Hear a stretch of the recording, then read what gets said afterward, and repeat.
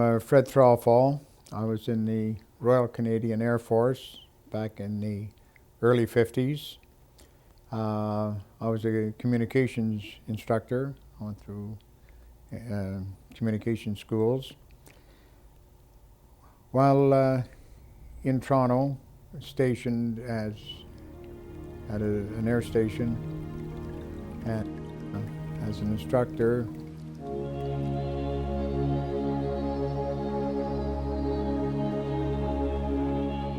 I just finished an experiment, and I was on my way back to my classroom, and there were other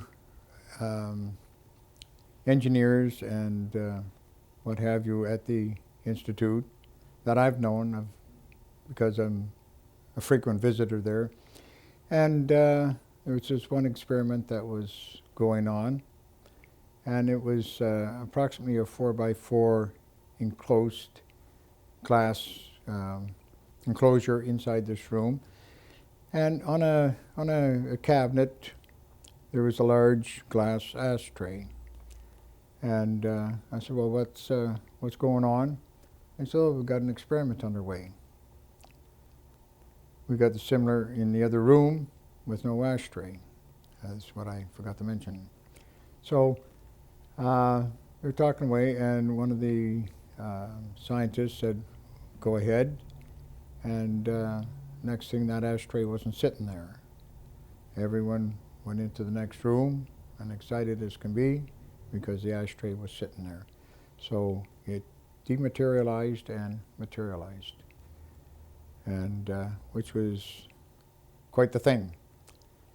And after seeing that, and with my knowledge through electronics in those days, which is still a lot primitive compared to what it is today, it was quite exciting. And I could visualize that these things could happen. And mind you, this is back in 1990 or 1953 when it transpired. It was Station Toronto, which was the old Hunt Club. This was the RCA Station Toronto. And when the scientists said okay, did someone flip a switch or do something to make there will be. I didn't see who it was. There was a panel of instruments and everything off on the side, and who was there had to throw a switch. And when they had to energize whatever equipment that they had in order for it to take place. It just disappeared completely. It was there 1 minute and boom, or 1 second, and it was gone. And as we went into the other room, it was sitting there. And it was the identical same object? Exactly the same object. Went through, everyone rushed through to the other side to see if anything happened, and it did. It was there. And the excitement, and I saw it there, and well, and I was asked, I said, well, what are you doing here? And I said, well, I just finished an experiment, sir, and was on my way back, and I was just talking to a couple of our friends here. Well, you're not supposed to see this. I said, yes, sir, and I went back to my classroom. So you were specifically told that you were not supposed to see that? I wasn't supposed to see that, because I wasn't part of the investigation team, or the scientists. But with having, being an electronic instructor, I had top clearance to be in facilities for the experiments. Some of the experiments that we would volunteer for would take a period of time, sometimes it'd be 2 or 3 days. And with the clearance that I had, I was able to draw out a projector and also films from the library on the base. And I used to get the films that were taken from the cameras that were mounted on Spitfires and Hurricanes, Mustangs, whatever, during World War II. And you see the the plane flying along there, and they're going after the German aircraft, and you see the tracer bullets going out, and the craft going down in flames and that. And up in a corner, one of the corners, up, down, or down below, there'd be a strange little object sitting there, which drew my attention. And I'd seen it on many films, different shapes, different positions. And this piqued my curiosity with regards to UFOs. I had heard of the crash down in New Mexico.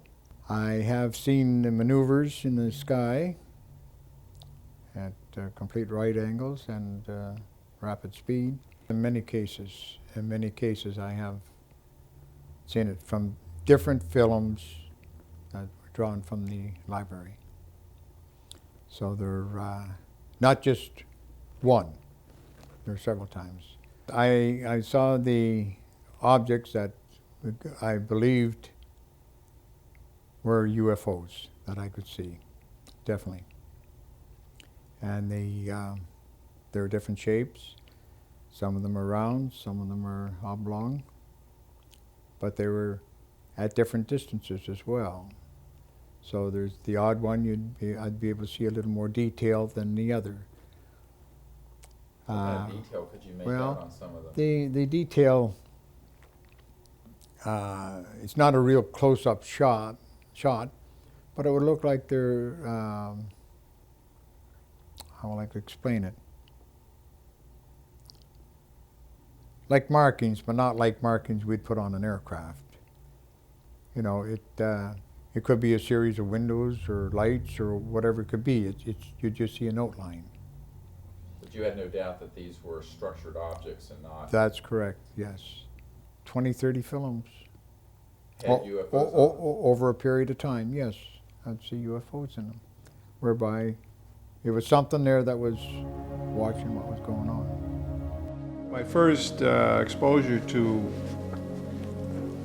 the discovery that this anti-gravity research was quite a big area, not talked about very much, but that it was a major endeavor by major aerospace corporations. This came from this report, Electrogravitic Systems, which I found very revealing. This is a photocopy.